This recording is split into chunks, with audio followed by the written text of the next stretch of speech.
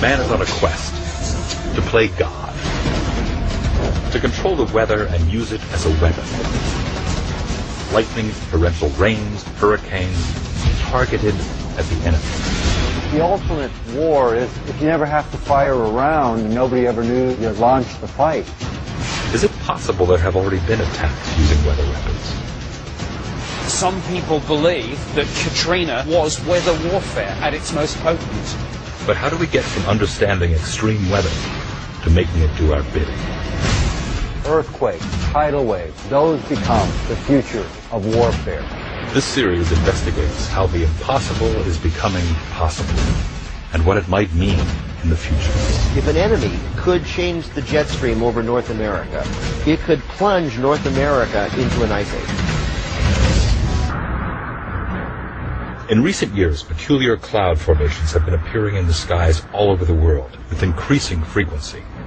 I think most of us in North America have wondered at these plumes crisscrossing the sky in grid patterns, parallel rows, and the now familiar X's. And many of us have wondered what these trails are. While highly speculative, some researchers suggest these strange cloud formations are another agent of weather warfare. They first appear to be simply contrails, coming from high-flying jet airplanes. But these trails linger in the sky for many hours, some for even an entire day, forming an artificial cloud. Some researchers refer to them as chemtrails. Chemtrails are deliberately sprayed by high-flying U.S. Air Force tankers, dispersing chemicals into the atmosphere. Will Thomas has authored a book about chemtrails. Since the late 1990s, he has worked closely with another journalist in investigating these strange patterns that appear in the sky. We have an FAA representative, in fact, a high government official, a person we came to call Deep Sky, attesting to the truth and the reality behind chemtrails. He described this program of spraying chemical trails at high altitudes in so-called commanded airspace, where commercial flights are routed around and beneath tanker airplanes belonging to the U.S. Air Force.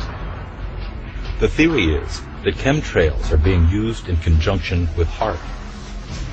By spraying metal oxides into the air above enemy skies, then directing ELF waves from HAARP to heat those metal oxides, the temperature of the sky is raised to more than 100 degrees Fahrenheit, preventing the accumulation of water vapor that would otherwise form clouds and produce rainfall. The ELF waves HAARP produces bounce off the ionosphere and are able to curve around the Earth over the horizon to the ground, making any point on the globe well within reach. One of the dangers in spreading chemtrails is that it acts as a desiccant and further dries the air. In other words, these chemical particulates can dry up the atmosphere and induce drought. Imagine the effects of chemtrails on the battlefield, causing extended droughts in enemy countries, drying up their resources, forcing surrender.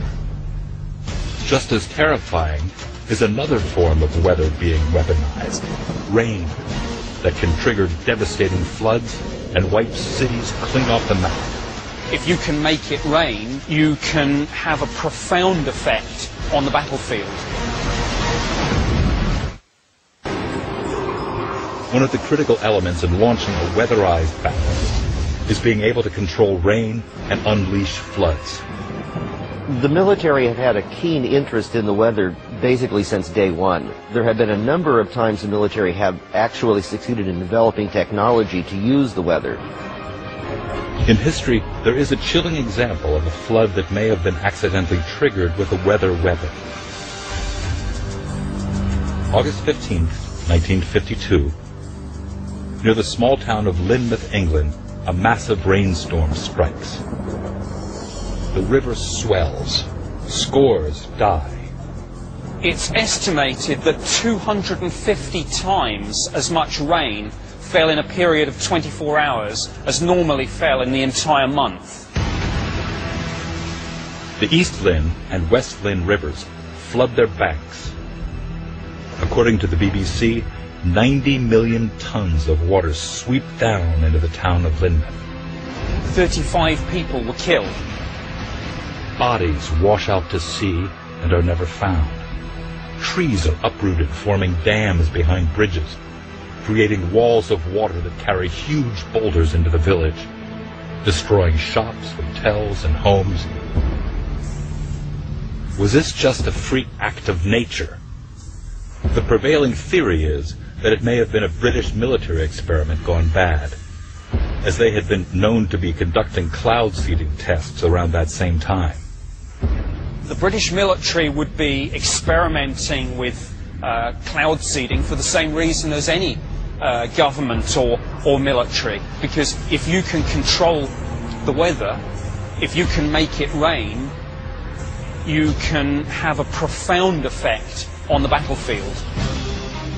Allegedly, early on the morning of August 15th, 1952, some witnesses had reported seeing Royal Air Force jets flying in the area, at times disappearing from sight high above the cloud deck.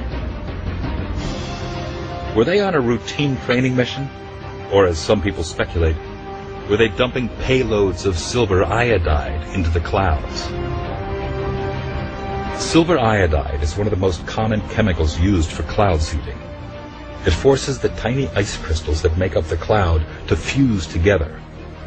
Once enough tiny ice crystals fuse together, they become heavy and fall to the earth in the form of rain. And on that fateful day in August of 1952, rain fell in record amounts. Did the Royal Air Force embark on daring cloud seeding experiments without the public's knowledge? Some people reported seeing aircraft undertaking strange maneuvers, and it subsequently emerged that there was an experiment codenamed Operation Cumulus, which was indeed an attempt at weather modification. Little over a decade later, the U.S. military conducted experiments to bring weather to the battlefield. October 1966. The Vietnam War is in full swing. U.S. military scientists are devising a way to slow down enemy forces using the weather. The Air Force employed a groundbreaking military directive called Project Popeye. Project Popeye was a weather modification program that involved cloud seeding, and the idea was to produce or exaggerate the monsoon rains that are traditional in that region. Experiments are carried out beforehand with the military aircraft dropping silver iodide crystals in clouds over a strip of the Laos Panhandle, east of the Belovans Plateau in the Sekong River Valley.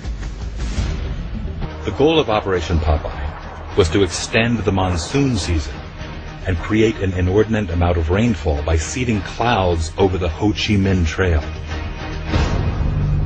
The Ho Chi Minh Trail was the primary supply route by which the North Vietnamese Army really supplied its troops that were operating in combat forces operating in South Vietnam, as well as supplying the Viet Cong. So it was the most significant logistical center of gravity to the North Vietnamese, and it was an important strategic objective for the United States and our ally South Vietnam to try to interdict that supply line to cut off those supplies to the enemy. Operation Popeye's objectives are to soften road surfaces on the Ho Chi Minh Trail, cause landslides along roadways, and wash out river crossings. They did succeed in generating rain. They did succeed in turning the Viet Cong resupply route into a quagmire of mud. It didn't slow them down a bit. They were bringing the stuff in on bicycles and they just slogged through the mud. Operation Popeye showed that weather can be brought to the battlefield as rain, but can it also be weaponized in the form of a hurricane? Some say it already had. Some people believe that Katrina was weather warfare at its most potent. When we talk about weather warfare, we are talking about a death technology. This has nothing to do with enhancing life. The aim of weather warfare is catastrophic environmental destruction and horrific loss of life. In the future, He who controls the weather will probably control the earth.